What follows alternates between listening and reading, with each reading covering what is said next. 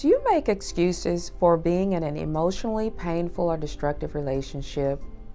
Do you tend to doubt your reality because someone is telling you that they did not say what you heard them speak? Do you feel as though you do not have an identity of your own? Do you struggle with decision making?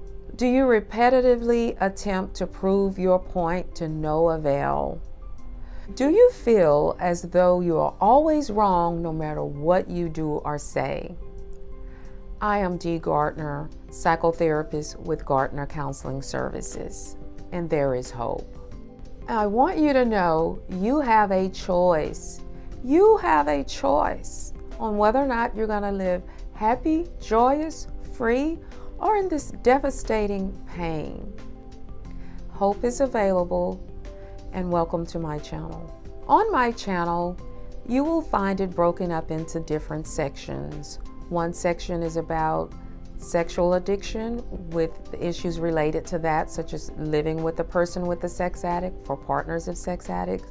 Another section is about trauma, severe anxiety, PTSD symptoms, etc., other mood problems. There's a ton of information here. And then there's another section about narcissism, narcissistic abuse survivors, relationships, love addiction, tons of information there.